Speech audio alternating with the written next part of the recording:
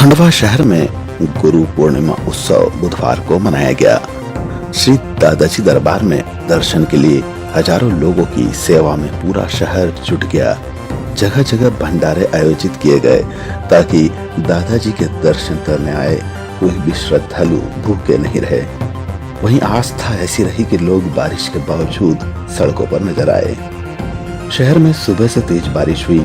जैसे ही बारिश दोपहर में कम हुई तो लोग सड़कों पर नजर आने लगे। देखते ही देखते सड़कों पर लोगों की इतनी भीड़ लग गई कि पैर रखने तक की जगह नहीं मिली। रात तक मंदिर में दर्शन करने वालों की कतार लगी रही।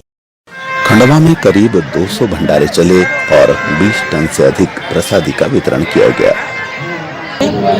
आज जेपी बिकला परिवार के द्वारा गुरु पूर्णिमा के अवसर पर जो भंडारे का आयोजन किया जा रहा है, प्रसादी के रूप में हम विगत 22 वर्षों से दादाजी के भक्तों के लिए इस विशाल भंडारे का आयोजन करते आ रहे हैं। इस वर्ष भंडारे में उत्साह जो है वो दोगुना दिख रहा है, क्योंकि विगत 2 वर्षों से कोरोना के कारण यह भंडारों का आयोजन नहीं हो पा रहा था। सुबह से पानी गिर रहा है, पर दादाजी के भक्तों की किसी प्रकार की उत्साह में कमी नहीं है।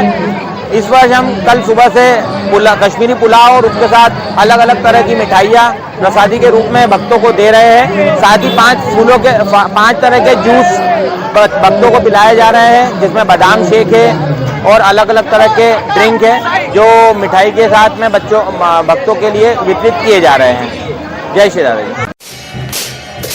शहर में बाहर से आने वाले श्रद्धालुओं को दादाजी धाम तक पहुंचाने के लिए कुछ ऑटो रिक्शा और ठहरने के लिए 22 धर्मशालाएं निःशुल्क रही। शहर के प्रमुख स्थानों के साथ ही चारों दिशाओं में शहर में आने वाले मार्गों पर भी भंडारे लगे रहे। वहीं कॉलोनियों में महिला मंडलों ने भी भंडारे का आयोजन किया। सभी भंडारों के सामने कतारें लगी रही।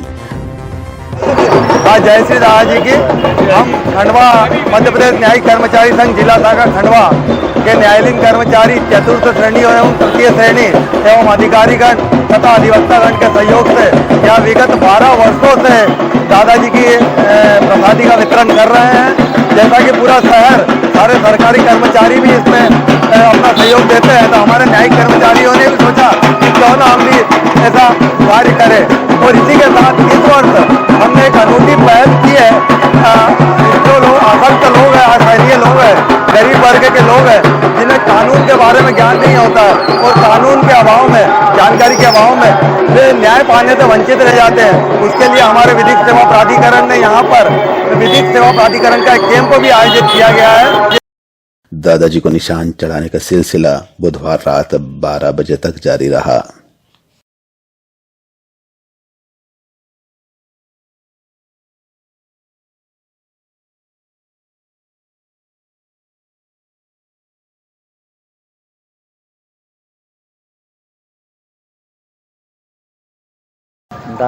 दादाजी के बारे में खंडवा में अपन लोग कई लंबे समय से हैं, तो आपको सब मालूम है कि मेरा ये अनुभव रहा है कि यहाँ अगर कुछ होता है तो वो दादाजी करते हैं, दादाजी ही सब देखते हैं।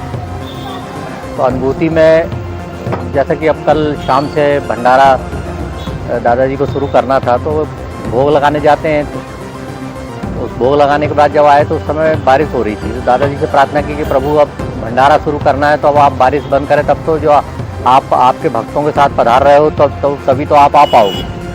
तो विदिन 5-10 मिनट में बारिश बंद हुई और प्रार्थना ये भी की कि भगवान अब कम से कम 10 बजे तक मत गिराना पानी। तो रात में समझिए कि कल नहीं गिरा। फिर आज सवेरे से फिर बारिश हो रही थी, तो जब भंडारा शुरू किया फिर प्रार्थना की कि प्रभु फिर पानी गिर रहा, तब कौन आएगा फिर भंडारे में? आपके भक्त सब भूखे रहेंगे, आप भक्तों के साथ आप कैसे पाओगे? तो फिर बंद हुआ बारिश, और फिर बारिश बंद हुई। फिर दादाजी बोला कि भगवान अच्छा हुआ आपने बंद कर दी। तो पता लगा 10 मिनट बाद फिर गिरने लगा। तो फिर प्रार्थना की कि प्रभु फिर गिरने लगा, फिर बंद करिए। तो दादाजी मतलब ये अनुभूति हुई कि दादाजी चाहते कि तुम लगातार मुझे याद करते रहो, ऐसा मत सोचो कि अब काम हो गया। नहीं, वो दादाजी साक्षात थे, उन्होंने प्रार्थना करने पे बारिश बंद भी की। और फिर अभी जब से कर रहे हैं तब से अभी लगातार अभी बंद है। जैसा कि आपने देखा कि खंडवा शहर सेवा भावना के लिए जाना जाता है, और जैसे ही गुरु पूर्णिमा आती है वैसे ही हमारे खंडवा में एक अलग ही उत्साह का वातावरण माहौल बन जाता है। आप देख रहे होंगे विगत 2 दिनों से लगातार बरसात हो रही है, उसके बाद भी जो दादाजी के भक्त हैं, जो श्रद्धालु हैं, उनकी श्रद्धा और भक्ति में कोई कमी नहीं आई है। लगातार बरसात के बाद भी आप देख रहे होंगे सड़कों पर हजारों की संख्या में श्रद्धालु दादाजी के दर्शन करने आ रहे हैं।